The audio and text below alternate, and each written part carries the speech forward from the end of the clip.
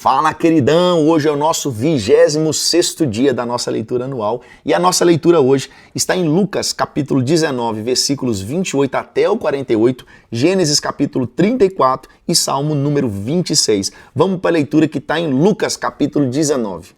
Nesse trecho de Lucas 19, vai descrever a entrada triunfal de Jesus em Jerusalém, né? E vai mostrar um momento em que Jesus ele lamenta sobre a cidade e a purificação do templo. Esse capítulo ele é cheio de significados proféticos e vai falar muito sobre adoração, julgamento e vai falar também sobre zelo pela casa do Senhor. Do versículo 28 até o versículo 40 vai narrar a entrada triunfal de Jesus em Jerusalém. Jesus ele envia 2 discípulos a um vilarejo para buscar um jumentinho que nunca foi montado. Isso simbolizava humildade e cumprimento na profecia messiânica, e isso foi anunciado em Zacarias, capítulo 9, versículo 9. Os discípulos obedecem, eles encontram ali um jumentinho e levam esse jumentinho para Jesus. Eles colocam suas capas sobre o animal e Jesus monta esse animal. À medida que Jesus ia entrando na cidade, a multidão começa a espalhar capas pelo caminho, celebrando com alegria e gritando assim: bendito é o rei que vem em nome do Senhor. Alguns fariseus, eles pedem a Jesus que repreenda os discípulos, mas Jesus responde assim a esses fariseus: se eles se calarem, as próprias pedras clamarão. Quando a gente vê aqui uma curiosidade sobre o jumentinho, né? O uso de um jumento ao invés de um cavalo, né? Jesus podia estar uma entrada triunfal de glória montada no cavalo, mas Jesus escolhe um jumentinho. E isso simboliza a chegada de um rei pacificador, não um conquistador militar. Porque Jesus não veio para ser um líder militar, um líder político, não. Ele veio para ser um rei pacificador. E no versículo 38, quando fala assim, bendito é o rei, esse clamor ecoa no Salmo 118, 26, e esse salmo é usado tradicionalmente em peregrinações a Jerusalém. E quando no versículo 40 ele fala assim que se os discípulos calassem, as próprias pedras clamariam, isso aqui é uma declaração poderosa de que é inevitável que Jesus ele receba glória, que Deus seja reconhecido como Deus poderoso. Se ninguém falar, as pedras vão clamar.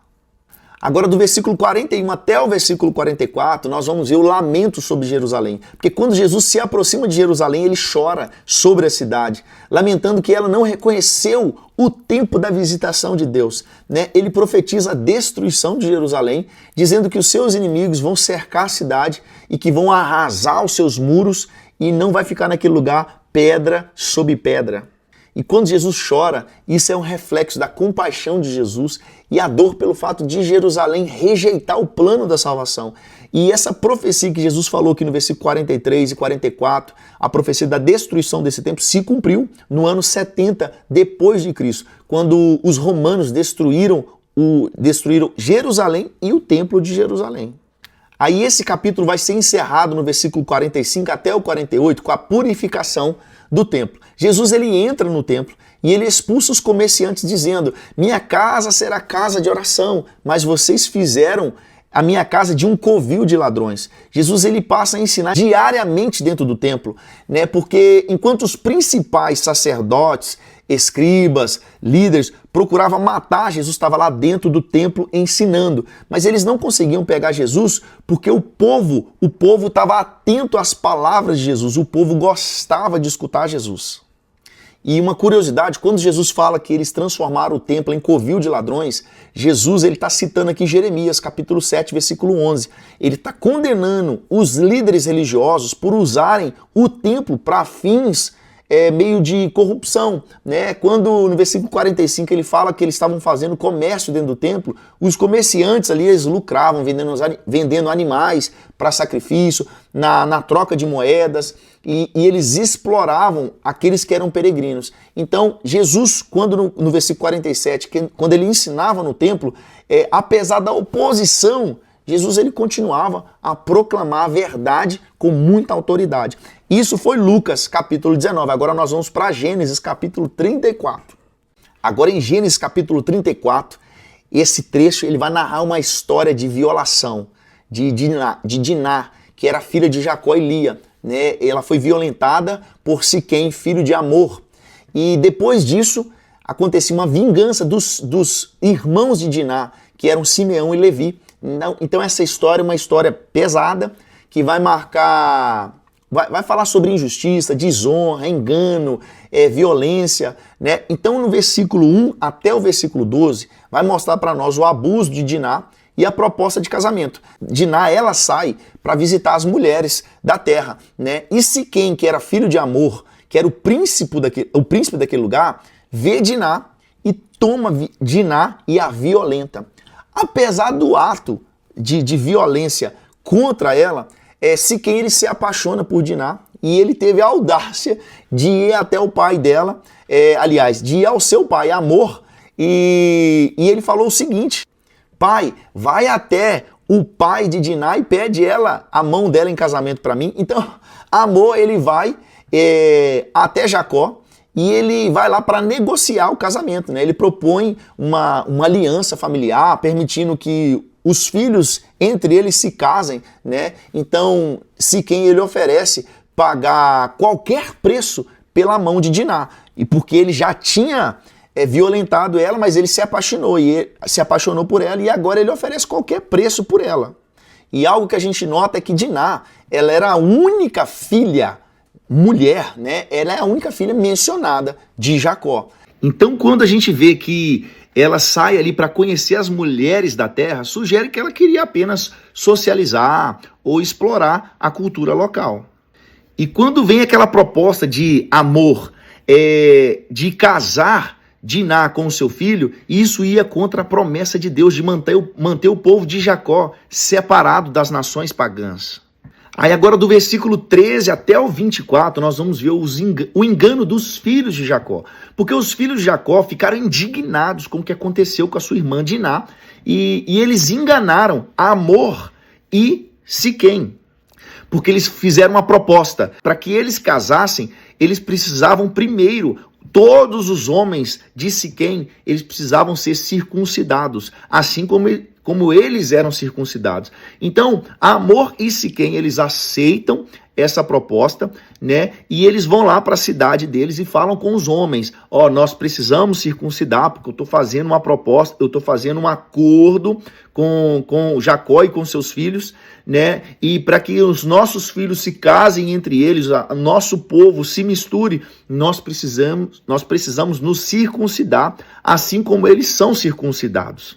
E você vê que esse engano que os filhos de Jacó usaram no versículo 13, eles usaram a circuncisão, que era um sinal sagrado da aliança de Deus com Abraão, né? E eles usaram esse sinal sagrado como instrumento de vingança, né? E quando Siquém, quanto a Siquém, ele parecia que amava, ele se apaixonou genuinamente por Diná. Porém, a atitude dele inicial de violentar ela, isso é uma falta de respeito muito grande e uma desonra muito grande para a família de Jacó. Então, após Siquém e toda a sua cidade ali, eles se circuncidarem, a Bíblia vai falar que Simeão e Levi, do versículo 25 até o 31, eles se vingam de Siquém e de toda a cidade, porque fala assim que no terceiro dia de circuncisão, onde eles estavam com a dor era ao extremo, porque é isso que a Bíblia fala no versículo 25, fala assim: e aconteceu que ao terceiro dia, quando estavam com a mais violenta dor, ou seja, eles estavam numa dor, porque eles eram adultos que passaram pela circuncisão. Então, nesse dia que eles estavam vulneráveis, estavam enfraquecidos, Simeão e Levi, filhos de Jacó, entraram na cidade e atacaram e mataram todos os homens, incluindo Siquém e Amor, e resgataram Diná de lá. E a Bíblia vai dizer que os outros filhos de Jacó saquearam a cidade, levaram todos os bens, levaram mulheres, levaram crianças. E Jacó, depois da situação, ele repreendeu Simeão e Levi, dizendo que as suas ações colocaram toda a família em perigo perante as nações vizinhas, porque as nações vizinhas viram o que os filhos de Jacó fizeram, né? Então, Simeão e Levi responderam, e termina assim o capítulo: Pai, nós deveríamos tratar a nossa irmã como uma prostituta, eles terminam desse jeito, fazendo essa pergunta para Jacó. Então, assim, quando Simeão e Levi, no versículo 25, eles mostram o zelo pela sua irmã Diná, mas só que a violência deles é desproporcional, né? E isso não reflete a justiça divina. E quando Diná é resgatada, no versículo 26, fala assim que é meio que a presença de Diná na casa de Siquém sugere que ela foi mantida, né, lá após o ataque inicial. Talvez isso tenha ainda aflorado mais ainda a vontade da vingança por parte de Simeão e de Levi. Então, essa é a leitura de Gênesis 34. Agora nós vamos para Salmo número 26. Agora no Salmo de número 26, é um salmo escrito por Davi e é uma declaração de integridade e confiança em Deus. Porque Davi vai se apresentar diante do Senhor, ele vai falar, Senhor, me examine, porque eu vivo em retidão, né? Davi vai falar que ele evita a companhia de ímpios e ele ama o templo onde Deus habita. Então no verso 1 até o verso 3, nós vamos ver aqui uma declaração de integridade e um pedido de Davi para que Deus o examine, né? Davi ele pede a Deus que o julgue, pois ele tem vivido com integridade e confiando no Senhor, sem vacilar os seus caminhos, né? E ele convida Deus a examiná-lo, a prová-lo e testar seus pensamentos, né, e coração.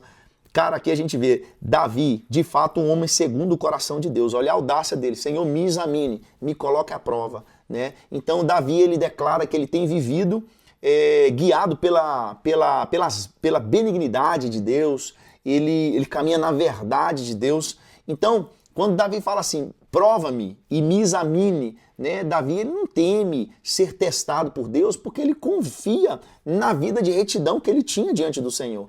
Então, no verso 4 até no verso 8, Davi vai falar da separação dos ímpios, né? Ele fala que ele não anda com homens falsos, com homens hipócritas ou malfeitores, e que ele se recusa a participar dessas práticas, né, desses homens. E Davi vai proclamar o seu amor pela casa de Deus, ele vai falar que é o amor de onde a glória do Senhor habita, e ele vai falar da pureza de suas ações, porque até lá ele lava as mãos em sinal de inocência. Então, essa questão de lavar a mão, ele fala assim no verso 6, né? Lavo as mãos na inocência. Isso era um gesto que simbolizava a pureza e sinceridade diante de Deus, similar ao ato que Pilatos fez em Mateus, por exemplo, capítulo 27, versículo 24. Né? Aí nós vamos ver que do verso 9 até o 12 é um pedido agora por livramento e uma confiança final. Né? Davi ele pede para não ser contado entre os ímpios, né? que são culpados de violência, são culpados de suborno. Davi ele reafirma sua integridade e pede a Deus que o redime, né, e que o livre. Né? O salmista ele vai terminar com uma declaração de confiança. Davi termina falando assim, o meu pé está firme em terreno plano. Né? Na grande congregação bendirei ao Senhor. Então quando ele fala assim, no verso 9, né, não me juntes aos pecadores, né, Davi busca aqui uma separação espiritual, né, e moral dos ímpios, né, pedindo para ser preservado do julgamento deles. Davi não queria ser julgado como eles. Né? E quando ele fala no verso 12 de terreno plano, simboliza a estabilidade espiritual, mostrando que Davi ele confiava em Deus e que Deus o manteria firme. Então essa foi a nossa leitura do dia 26. Nos vemos amanhã no dia 27. Só vem, queridão!